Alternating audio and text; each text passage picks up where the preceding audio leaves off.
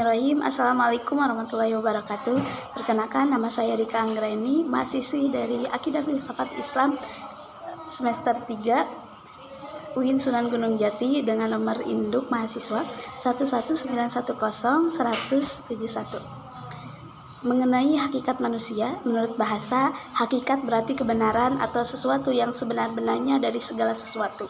Dapat juga dikatakan bahwa hakikat itu adalah inti dari segala sesuatu atau yang menjadi jiwa sesuatu. Di kalangan dunia tasawuf, orang mencari hakikat diri manusia yang sebenarnya. Karena itu muncul kata-kata mencari sebenar-benar diri, atau sama dengan mencari hakikat jasad, hati, roh, nyawa, dan rahasia. Jadi, hakikat manusia adalah kebenaran atas diri manusia itu sendiri sebagai makhluk yang diciptakan oleh Allah Subhanahu wa Ta'ala. Manusia disebut al-insan karena dia sering menjadi pelupa sehingga diperlukan teguran dan peringatan. Adapun penamaan manusia dengan kata al-insan yang berasal dari kata al-nus dinyatakan dalam Al-Quran sebanyak 73 kali dan tersebar dalam 43 surat.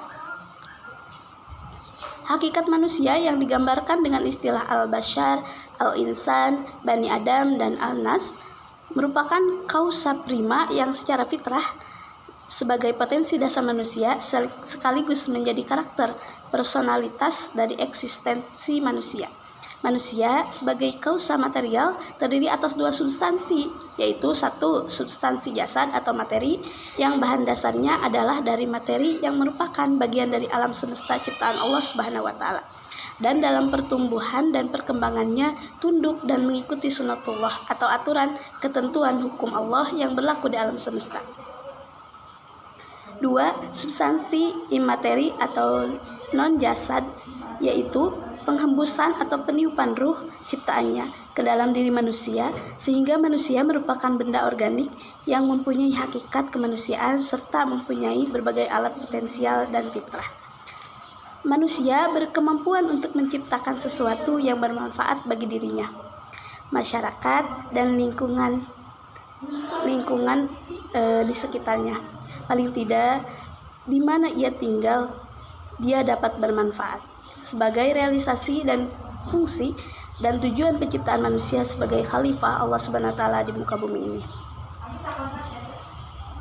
Menurut Abu Din Nata, kajian tentang manusia telah banyak dilakukan para ahli yang selanjutnya dikaitkan dengan berbagai kegiatan seperti politik, ekonomi, sosial, budaya, pendidikan, agama, dan lain sebagainya. Hal tersebut dilakukan karena manusia selain sebagai subjek atau pelaku juga sebagai objek, sasaran dari berbagai kegiatan tersebut. Secara umum, ada beberapa hakikat manusia yang harus kita pahami, yaitu 1. Makhluk yang memiliki tenaga dalam yang dapat menggerakkan hidupnya untuk memenuhi kebutuhan-kebutuhannya. Yang kedua, individu yang memiliki sifat rasional yang bertanggung jawab atas tingkah laku, intelektual, dan sosial. 3. Seseorang yang mampu mengarahkan dirinya ke tujuan yang positif, mampu mengatur dan mengontrol dirinya dan mampu menentukan nasibnya. 4. Makhluk yang dalam proses menjadi berkembang dan terus berkembang tidak pernah selesai selama hidupnya. Yang kelima, yaitu individu yang dalam hidupnya selalu melibatkan dirinya dalam usaha untuk mewujudkan dirinya sendiri, membantu orang lain, dan membuat dunia lebih baik untuk ditempati. Keenam, individu yang mudah terpengaruh oleh lingkungan, terutama dalam bidang sosial. Berbicara tentang perihal hakikat tujuan hidup manusia merupakan suatu hal yang menyangkut aspek filosofis.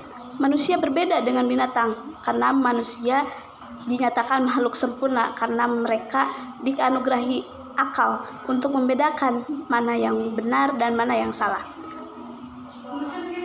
Terkadang pada saat tertentu manusia akan mulai menanyakan sesuatu yang menyangkut dirinya, bahkan keberadaan dirinya sendiri. Hal inilah yang kita sebut dengan filsafat manusia. Pada intinya, filsafat manusia merupakan segala sesuatu yang menyangkut manusia sebagai objek kajian yang kita tanyakan.